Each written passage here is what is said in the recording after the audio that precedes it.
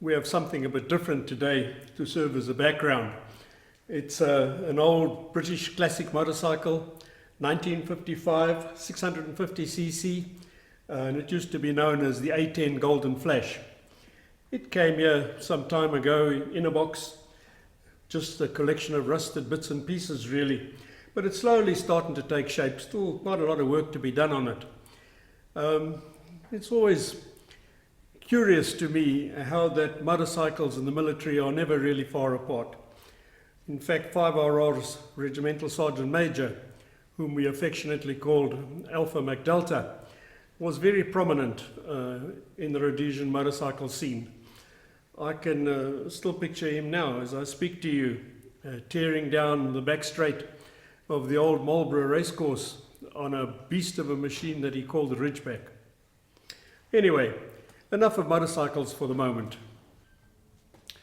I mentioned in a previous video that we might take a look at the beginnings of Rhodesia.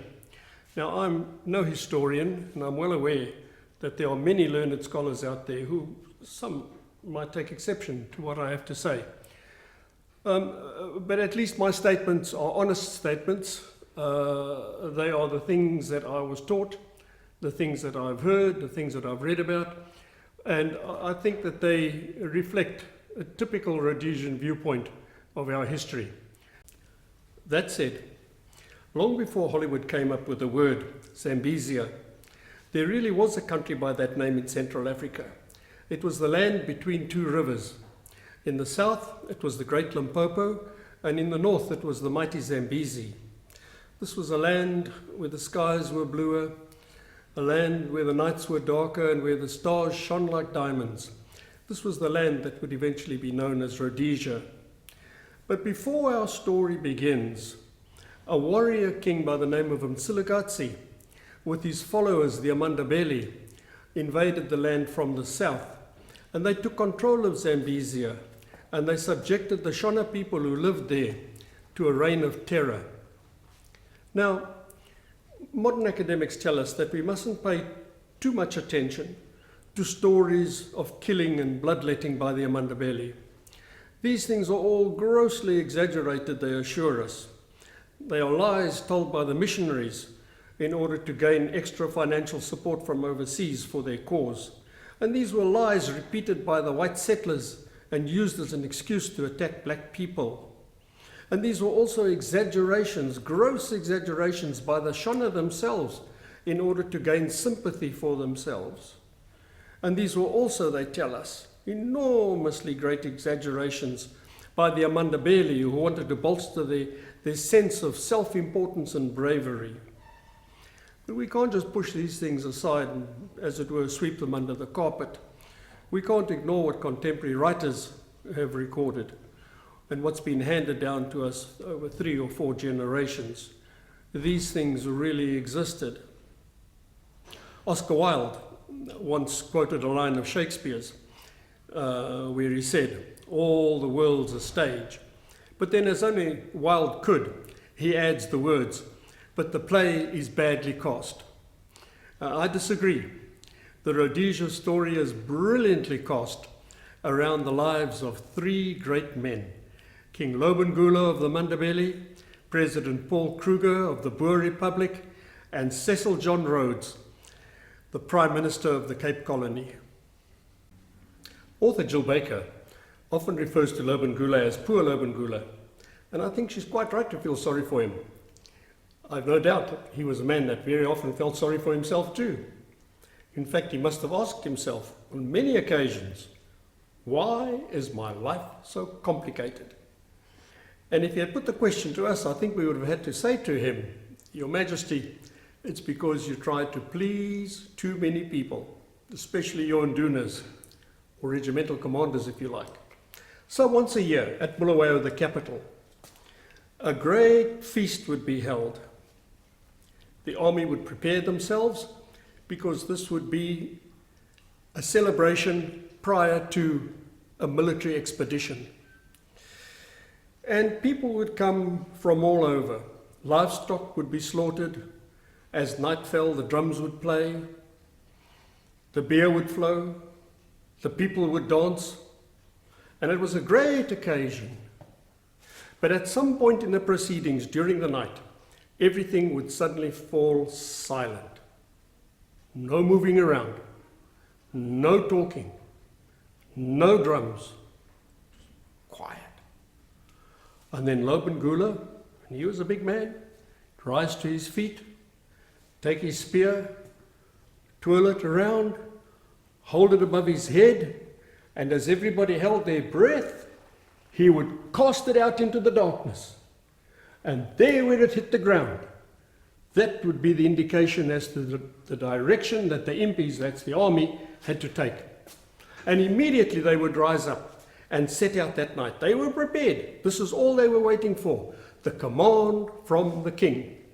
And invariably, that spear would fall in the direction of Mashonaland. And when the impis arrived there, they would round up the cattle. They would take captive the women and some of the children. And anybody else was more than likely to be put to death. My first job after I left school was on a very poor tobacco farm, way beyond Sonoya somewhere, so remote that today I wouldn't, even if you paid me, I wouldn't be able to retrace my footsteps and find that farm again. And there were a number of tobacco barns. Tobacco would be hung up in, and outside each of these barns would be a fireplace, and wood would be put in there, the fire would be lit. And then, because I said it was a poor farm, we didn't have proper flues running along the floor to distribute the heat. We had old 44-gallon drums that had been cut in half, and the ends taken off, and we would butt these together on the ground and patch it up, as it were, with dogger to try and stop the flames coming out.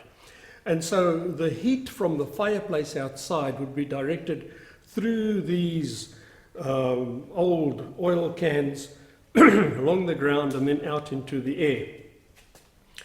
Very primitive, very rudimentary, but that's all that we could afford.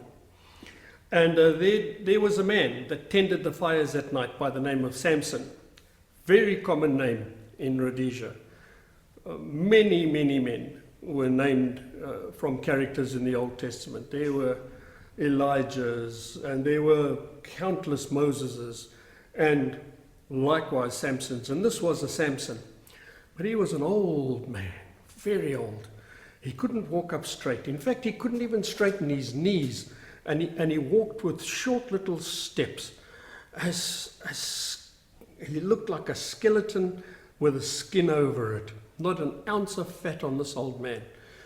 And you could almost hear his bones creaking as he walked past you with a lantern that he carried at night as he went from one fireplace to the other checking the fires.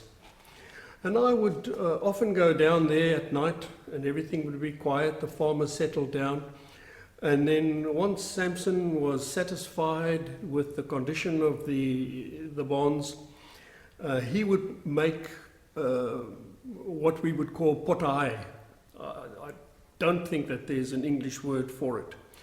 And the way he made it was just to take some ground maize meal with some milk, a little bit of salt, and as much sugar as he could afford, and mix this lot together and then pour it out almost like a pancake consistency onto a sheet of metal, and this would be placed on the fire, and there it would roast. And we would break off pieces of this hot bread, if you like, and I loved it. And I would sit there eating this, and then I would listen to him talk about all sorts of things. I mean, long before terrorists came into the country, and the locals gave them the name Gandangas, long before that, before anybody even thought that such a thing could happen in that land. Nonetheless, there were Gandangas. And Samson was telling me that he had heard that a Gandanga by the name of Boniface had moved into the area there. And everybody was so scared because He had a reputation for stealing food and robbing people, and he was invincible, it seemed. The police were unable to catch him. So there I heard about the first Gandanga in the Sonoya area, Boniface. But I also heard from Samson about the Matabele and the raids that took place long before the Europeans came there. And he was telling me how his father as a child and his grandfather had hidden themselves in a kopje, along with some other men, because they were scared that the warriors would find them and kill them. And as they lay there, terrified and just as it were praying that these men wouldn't discover them there, because they were moving down, they could see them down there moving in amongst the bush, looking for Shonnas. At that moment, an unsuspecting group of travelers wandered onto the scene, 4 of them. And before they knew what had happened, they were surrounded by Matabeles. And up on top of the kopje, they couldn't hear clearly what was being said, but they could see enough to know what was going on. And these men were, according to Samson, Makorikoris from the northern part of Zambezia.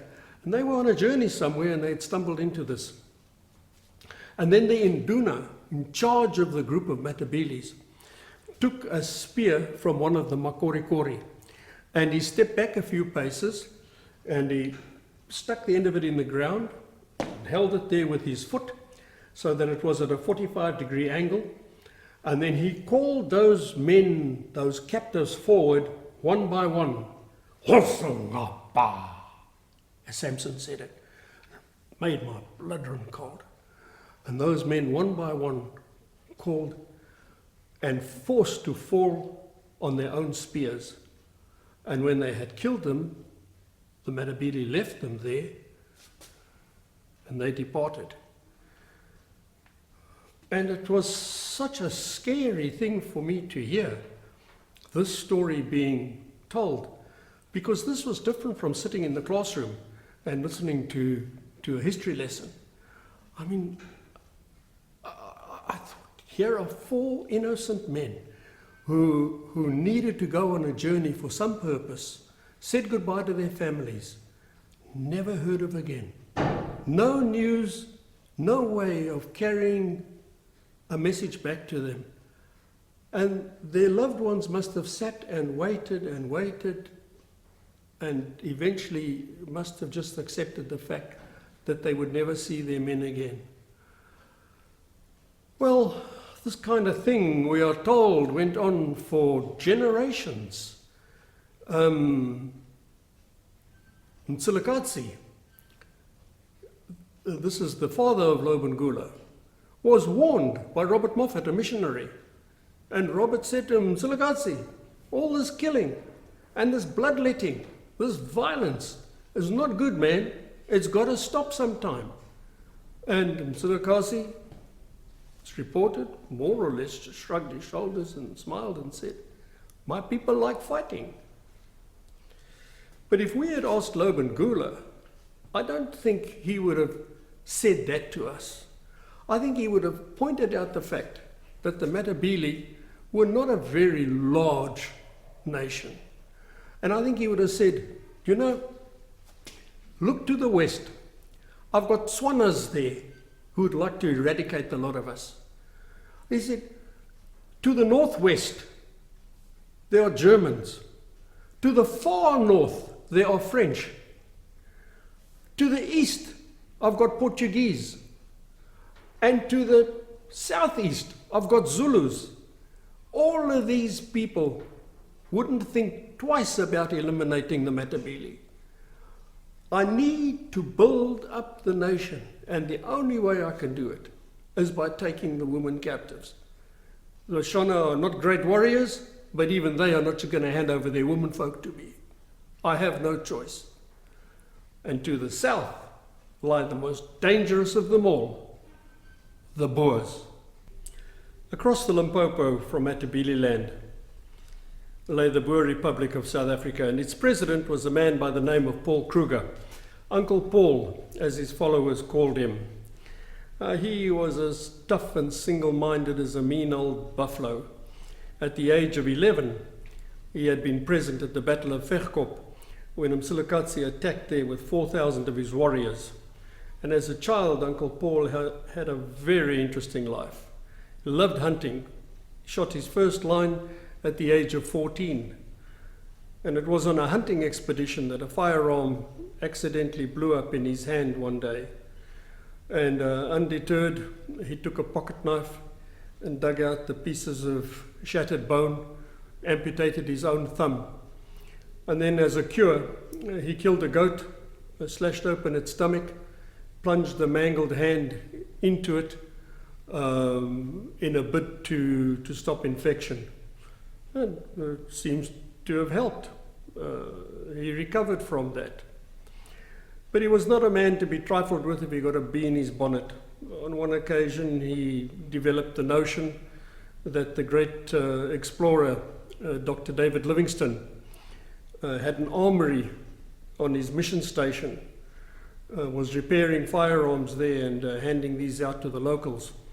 And so Uncle Paul, at the head of a commando, rode over there to talk to Livingstone, and finding the good doctor out, he decided then he would ransack the place. And so he destroyed all Livingstone's medicines, tore up his medical books, and was totally unrepentant. And to my knowledge, there were no firearms discovered there. There never was any evidence that Livingstone was arming the locals. It was a ridiculous story. If you're interested at all in nautical matters, particularly sailing, then the name Joshua Slocum will probably ring a bell with you. And Slocum arrived in the Boer Republic and was introduced to Kruger. And Kruger questioned him at length and then interrupted the man and said to him, "I'm sorry, I don't believe you. And I'll tell you why I don't believe you, because the world is flat. It's impossible for you to have come from where you said you came and to have been the places where you've been. It's just not possible." That was the kind of guy that he was. But he was a man with problems. And at the time of our story, he had two big problems. I'll touch on the one, and I'll not delve into it too deeply because we will go into this in another video. But it was the Uitlanders, or foreigners if you like. You see, when Uncle Paul took over the presidency, the Republic was almost bankrupt. But then gold was discovered on the Witwatersrand. People came from everywhere to make their fortunes there.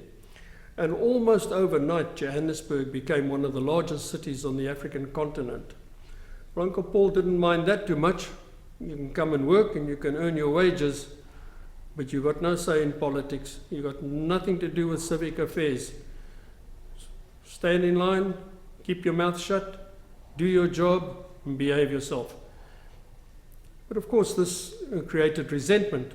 People didn't like the idea that they'd have to pay taxes and not have any say in anything. But we'll deal with that at a later stage because it is quite an important aspect of the Rhodesia story. But the other problem that Uncle Paul had, and this weighed heavily on his mind, was related to Boer customs and traditions. You see, when a boy got to the age of 16 years old, if he was a Boer, he was then entitled to 2 farms of 6,000 acres each. That was his right. There was no discussion about it. It was something he was entitled to, and the state had to provide this. Now you can think to yourself, he's got his 2 farms, he gets married, he has 4 sons, each of those, 12,000 acres, 12,000 acres, 12,000 acres. And it's a simple question of mathematics. As time goes by, what's going to happen? The state is going to run out of land.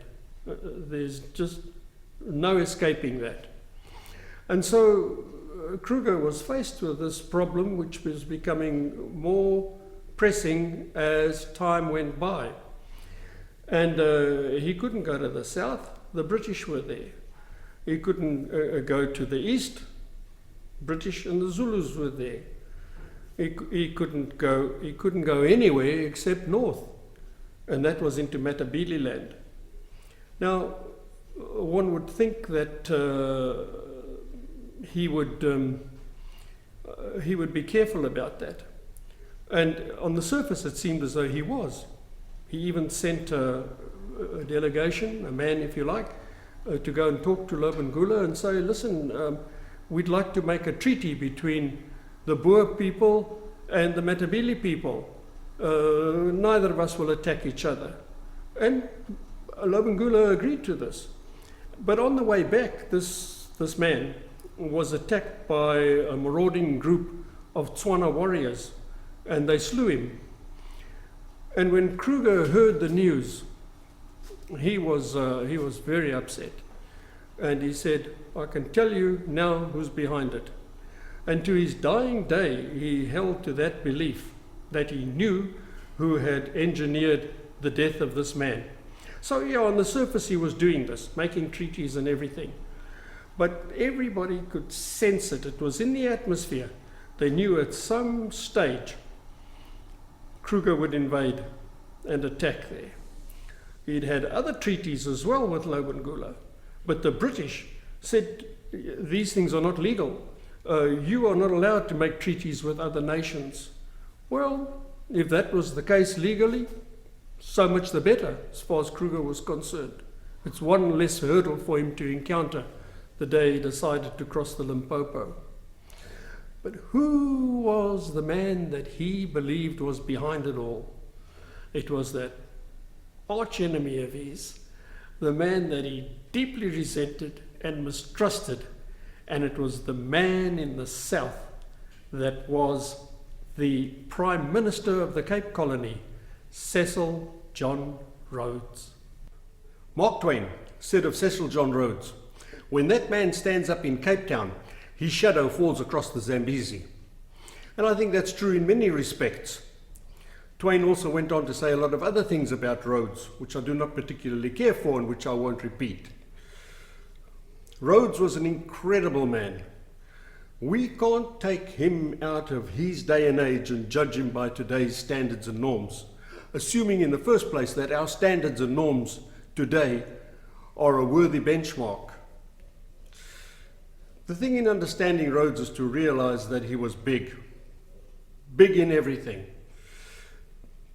Big ideas, big plans, big endeavors, big accomplishments, big achievements. Everything about him was big.